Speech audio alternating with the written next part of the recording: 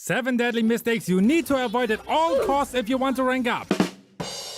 Mistake number 1. Not looking at the minimap. Take a look at your match history. Is it filled with chocolate chips and lost matches? Did you die 7 or more times in most matches? If you're using a roamer or tank that soaks up a lot of damage, this might be acceptable to a certain degree, since it's your job to dedicate your heart and save your teammates on the battlefield.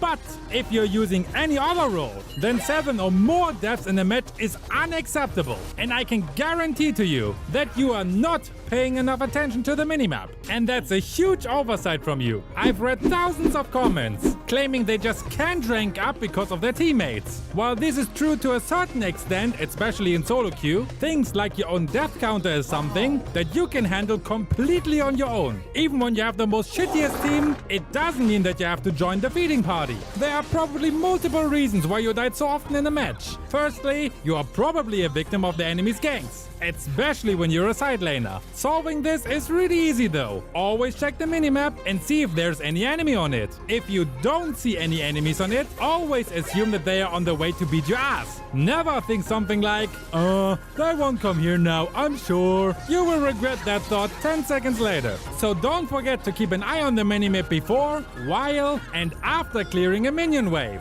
Those are the most common times where the enemy starts to gank you. Some beginners might feel awkward or dizzy to take their eyes off the middle of the screen. But if you keep practicing your map awareness in every game, you'll soon notice how many times you can avoid being ganked, and that you die less often than before. Quick extra tip: go to the settings, interface and open the custom UI. There you can increase the size of your minimap, which helps you a lot to see what's going on the battlefield. I also have a full settings guide which you can check out after you're done with this video. Wink wink. If you've paid attention to the gameplay, you could see how I always saw Johnson trying to get my nuts, and I always immediately backed out. So I'm not becoming another isekai protagonist. I mean, who want their own harem of anime girls or anime guys, right?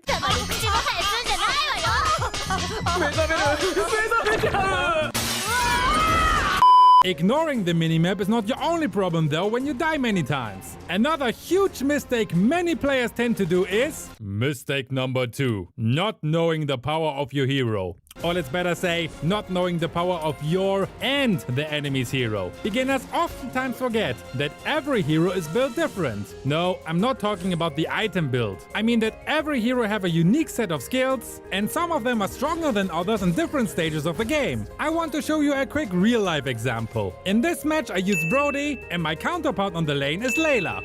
For this example, you need to know the basics of Brody. Firstly, he deals more damage to an enemy the more marks he placed on them. His ult also hits the enemy more often the more marks they have. And secondly, when you hit multiple enemies with his first skill, he places 1 mark more on each additional target he hits. So if I hit all 3 minions like here, the cannon minion get 3 marks because I hit 2 other targets before. I know that I don't have an advantage against Layla on the first 3 levels, because her poking abilities are actually quite good. So for the first 3 levels, I just made sure to receive all gold and XP from every minion, and tried to avoid any damage from her, while I also tried to poke her if possible. Once I was on level 4 though, I had the upper hand, because I could easily kill her using my ultimate. I just zoned her out so she couldn't get near the minions anymore to farm. And whenever she came out of her turret, I used my first skill to put some marks on her, and lowered her HP each time a bit more. The only 3 options she had now were wait for her teammates to help her, recall back to the base and miss a lot of minions, plus give me the opportunity to get some sweet turret gold, or try to get the minions on her own and risk her life for it.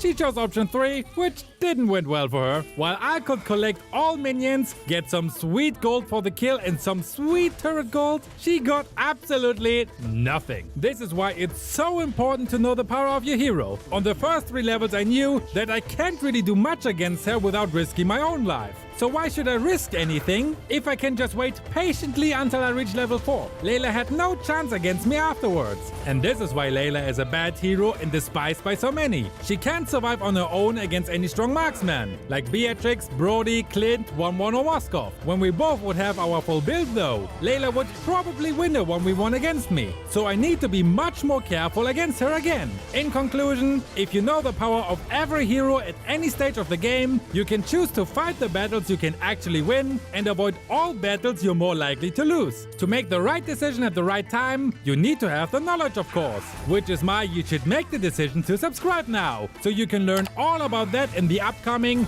Make All Heroes Cry series that will start soon, where we cover all details about every hero in the game. Talking about decision making, this leads us to the next mistake. Mistake number 3. Let your adrenaline take over your decisions. Even though this sounds so simple, I've seen a lot of mistakes being made because someone lost their cool and just straight up ran headfirst into a wall. In this match, I did my job pretty well. I had a KDA of 500 after 4 minutes and 30 seconds. We got the first turtle and everything was fine. After 7.5 minutes though, we were down 8 to 16 in kills and my team kept feeding non-stop. I mean, just look at this. Ah!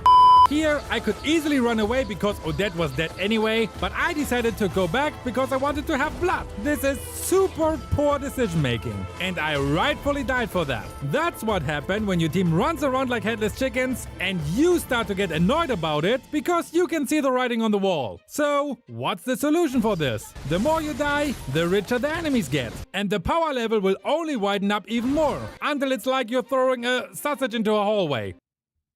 Don't look at me like that, I know you understand what I mean. So the only thing you need to do is farm safely. You might be losing the early game, but that's okay. Don't give up yet. Don't let your adrenaline rush into your head and start to pointlessly try to get at least one kill. Or spam toxic shit into the chat blaming your noob teammates. It's understandable when you do this, but it's not helping anyone. Meanwhile,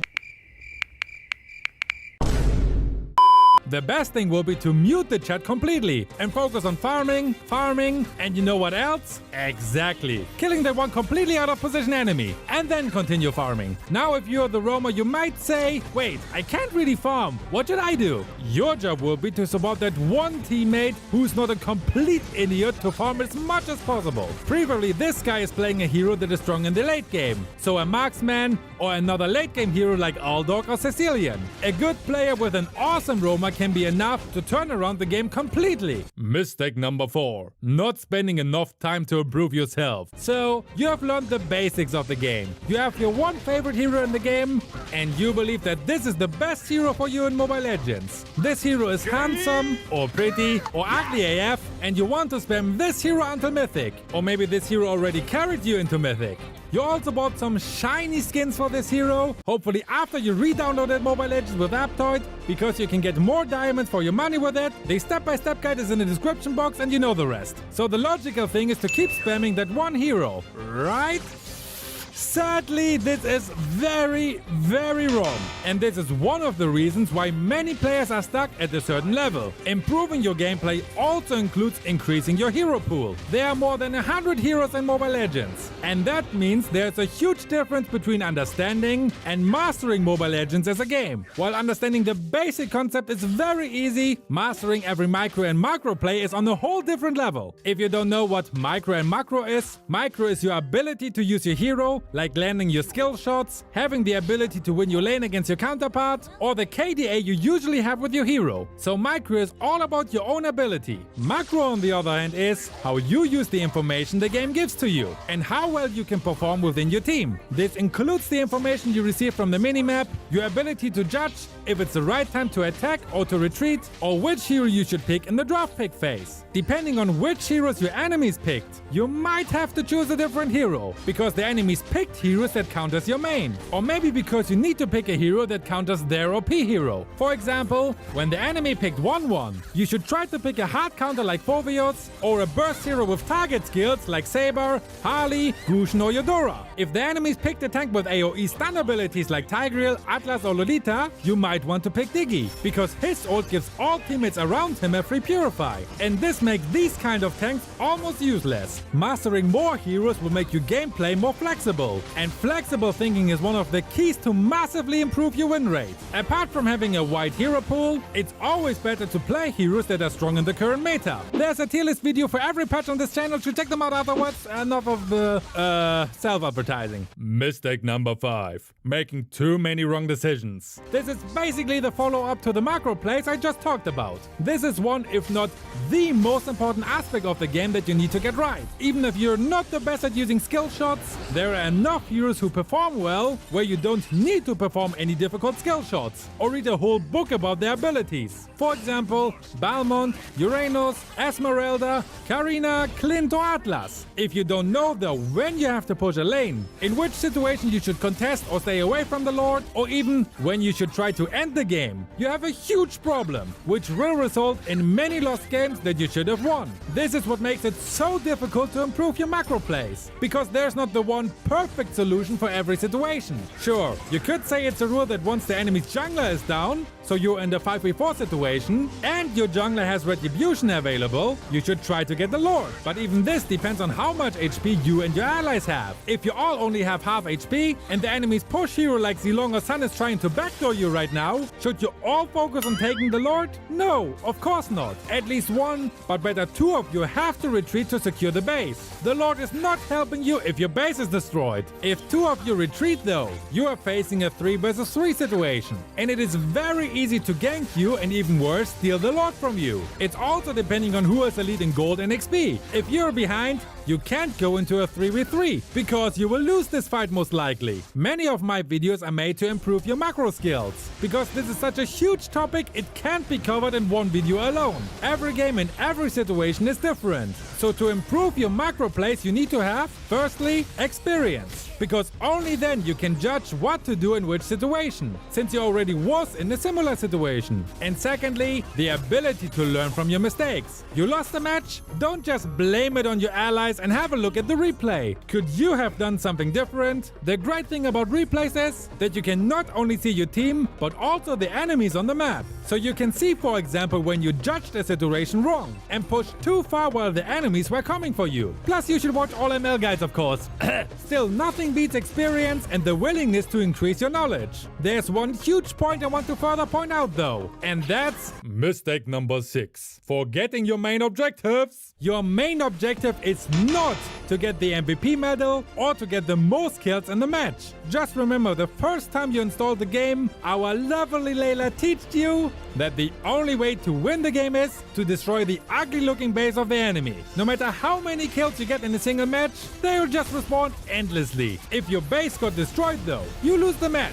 And most likely your temper as well, because the enemies will dance around your base and spam the recall buttons. Stop just idling around or try to get 20 kills and push the freaking turret away when you have the chance. This counts especially for heroes with push abilities, so for all marksmen and for most fighters and assassins. And if you are a mage or a tank main, you can help your teammates massively by camping in a bush so you can give your pushing allies vision. Or you can try to zone out the enemies so they can't defend their turrets anymore. Another objective that is super important is the Lord. I can't understand players in general, but especially junglers who notoriously ignore the Lord, even when their whole team is spamming the request backup button, or even start to write them nice messages. They just keep ignoring it. And better clear the blue buff because I don't know, they get a hard one or wet from it. If a couple of enemies are dead, including the enemy's jungler, and your retribution is available, then it's time to take the Lord. The Lord together with the super minions is always a huge game changer, because this lovely fella helps you massively to end the game as fast as possible, which is the ultimate goal of Mobile Legends. You always have to consider the possibility that your enemy could make a comeback. The longer the match goes, the higher is the chance that your enemy is making a comeback. Once you have your full build, it's time to end this thing. Because now, you're not becoming stronger anymore. Your enemy does become stronger though. At minute 20, every hero usually have the full build. And the respawn takes fucking forever. What means, even when you dominated the whole match, if you lose that one gank at minute 20, you still lose the damn match. And wasted a lot of your time, so ending the game as fast as possible is the most important tip that I can give to you. But I also have another mistake that you have to avoid. Mistake number 7. Not knowing how your items work. Luckily, I have made this video where I explain how all attack item works. And the other items will be covered soon. See you over there!